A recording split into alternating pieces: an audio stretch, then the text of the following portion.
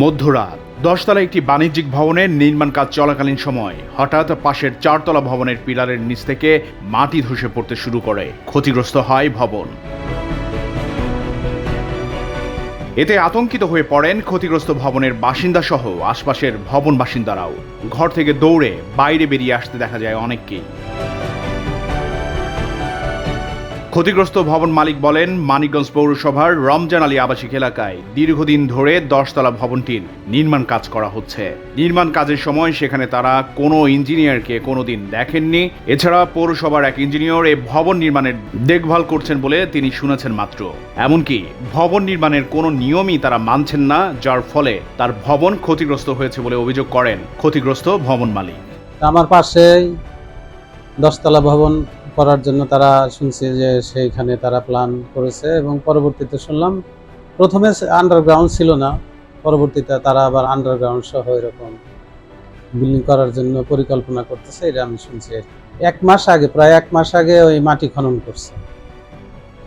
খনন করছে গভীর করে, মোটামুটি আন্ডারগ্রাউন্ড করার জন্য গভীর করে করছে। তা আমার বিল্ডিং এর পাশেও তারা একবারে পাশ ঘেঁষেই তারা মাটি খনন করে নিয়ে গেছে।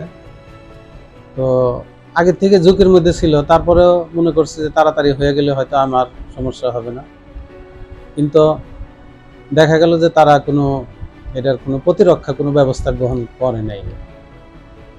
তো ঈদের কয়েকদিন আগেও দেখা গেল যে ফাটল ধরছে। আমি ফাটলটা দেখার পরে তাদের যে প্রথমে সিকিউরিটি গার্ড ছিল, তাদের নাইট গার্ড, তাদেরকে দেখাইলাম যে তোমাদের লোকদেরকে বলো।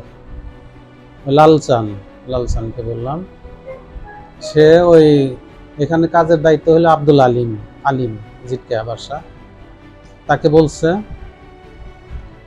বলার পরেও তারা করে নাই, কোনো ব্যবস্থা করে নাই, দেখে গেছে, বলছে কোনো সমস্যা নেই, অসুবিধা হবে না। নিয়ম বহির্ভূতভাবে ভবনটির নির্মাণ কাজ করা হচ্ছে কিনা ও এর তদারকি বিষয় সহ ক্ষতিপূরণ দাবি করে সংশ্লিষ্ট পৌরসভা বরাবর একটি অভিযোগ দিয়েছে ক্ষতিগ্রস্ত ভবন মালিক পক্ষ। তোরের মাটি সব বের হয়ে গেছে, সিঁড়িকোঠার নিচ থেকে সব মাটি বের হয়ে গেছে। বের হয়ে যাওয়ার পরে আমি তখন তাড়াহুড়া করে একজন খবর দিলাম, লোক মিস্ত্রি আইসা, তারপরে তাও রাত ২-৩ ঘন্টা পর এর মধ্যে সব মাটি ফাঁক হয়ে গেছে বেসের নিচে রাত ১টার দিকে। তারপরে লোক আইনা ওগুলো আমরা বন্ধ করলাম। বন্ধ করার পরে উনি আসলো, আইসা দেখে চলে গেল। তারপর থেকে বললাম যে ঈদের দিন আইসা আপনি একটু দেখেন। উনি এই পর্যন্ত ২ দিনে উনি আসেও না। এর আগে ৩ দিন ওনারা অনুরোধ করলাম যে ফাটল ধরতেছে, আপনারা কিছু দিয়ে প্রোটেক্ট দেন, আগে ফাটলটা বন্ধ করেন, মাটি কিন্তু নেমে যাবে। মাটি এখন তো মনে করেন আমার বাসা ঠিক আছে, এখনো কিছু হয় নাই, কিন্তু হওয়ার সম্ভাবনা তো আছে। এখনো কিছু ঘটে নাই, কিন্তু ঘটার সম্ভাবনা যথেষ্ট আছে, যেহেতু নিচে মাটি চলে গেছে। এই অবস্থায় আরো যাইতে পারে, আরো ফাইটে গেছে, আরো মাটি ধসে যেতে পারে। বৃষ্টি হলে তো কথাই নেই, এমন অবস্থা। তো ওনারা যদি প্রোটেক্টটা দিত, যা সাইটে যথেষ্ট মাটি ছিল, আমার জায়গা ছিল, ওনারা চাইলেই ওনারা পারতো যে আমার সেফটি করে কাজটা করতে, কিন্তু ওনারা সেটা করে নাই, না করে আমার এই ক্ষতিটা করলো। আমাদের এত বড় ক্ষতি, আমাদের লক্ষ লক্ষ টাকা, কোটি কোটি টাকার ক্ষতি, আমার এত কষ্টের উপার্জন সারা জীবন। এখন আমার চাওয়া হইলো আমার বাসার জন্য কোনো ক্ষতি না হয়, আর আমার বাসার যদি ক্ষতি হয় তাহলে আমি ড্যামারেজ চাইব। এ বিষয়ে মানিকগঞ্জ পৌরসভার প্রকৌশলী ইউসুফ আলী নির্মাণাধীন ভবনের সাথে তার নিজের ব্যক্তিগত কোনো সংশ্লিষ্টতা নেই বলে জানান। এখন কেউ কি বললো, আমি কি বললে তো সব হয় না, আমি কি বলতেছি সেটার বিষয়। তারা আমাকে বলছে যে আমাকে দেখাশোনা করে, আমি বলছি ঠিক আছে কাজের সময় যাবো, কিন্তু তারা যে সাইড ইঞ্জিনিয়ার আমাকে বানিয়ে ফেলে এরকম তো না। তারা বললে তারা সব হবে না, আমি যেখানে না করতেছি যে আমি সাইড ইঞ্জিনিয়ার না। বর্তমান আমাদের যে রুলস অনুযায়ী আমাদের যে ডকুমেন্টস আমরা রাখি, সেটা হলো বিল্ডিং এর যে কোনো ক্ষয়ক্ষতির জন্য, পাশের বিল্ডিং এ বলতে বিল্ডিং, হ্যাঁ আপনার দ্বারা যদি পাশের কোনো বিল্ডিং মালিক দ্বারা পাশের জন্য কোনো ক্ষয়ক্ষতি হয়, তার জন্য ওই বিল্ডিং এর মালিক প্লাস ইঞ্জিনিয়ার তারাই দেয়, এটাই থাকবে। হ্যাঁ, বিল্ডিং তৈরি করতে তারা দেয়।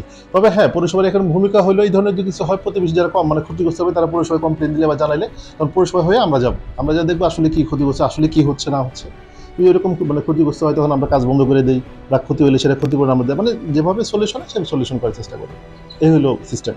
নির্মাণাধীন বহুতল ভবন মালিক মোহাম্মদ আব্দুর রহমান মুঠোফোনে জানান, তাদের বিরুদ্ধে আনা অভিযোগটি মিথ্যে ও ভিত্তিহীন। তারা 15 জন মালিক মিলে 2014 সালে 10 তলা ভবনের প্ল্যান সহ 11% জমিটি কেনেন। কাজেই বৈধভাবে তারা দীর্ঘদিন ধরে ভবনটি নির্মাণ করছেন, এতে কেউ ক্ষতিগ্রস্ত হয়নি। এটা অভিযোগ ছিল, এটা ঠিক নেই, এটা একেবারে মোটেও ঠিক নেই। এটা আমাকে ওই ভবনের কোন রকমের মানে তার কোন রকমের ক্ষতি হোক এটা আমরা ওইভাবে আমরা করিনি। ওই এখানকার ইঞ্জিনিয়ারেরই আছে, তারপর আমার কন্ট্রাক্টর আছে, তারা যেভাবে ওই যে আগে ঠিক করে 5টা টিআই ঠিক করে রয়েছে, আর ওই বিল্ডিংটার কোনো কিছু হইলে সেটার যে ক্ষতিপূরণ এটা বিষয়টা সে আছে, ওটা আমাদের নলেজে আছে, আমরা ওটা বুঝি জানি, যার কারণে সেইভাবে করিনি।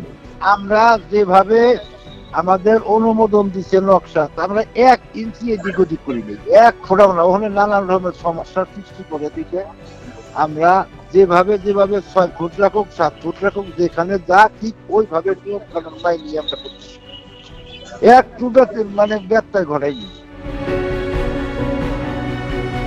তবে এলাকাবাসী বলছেন, প্রায় 10 বছর আগের পৌরসভার দেয়া প্ল্যানে কিভাবে বহুতল ভবনের নির্মাণ কাজ করছেন তারা। এমনকি ওই নির্মাণাধীন ভবনের আশপাশের ভবন সহ পৌরসভার রাস্তা ক্ষতিগ্রস্ত হচ্ছে, যেটি স্পষ্ট দৃশ্যমান।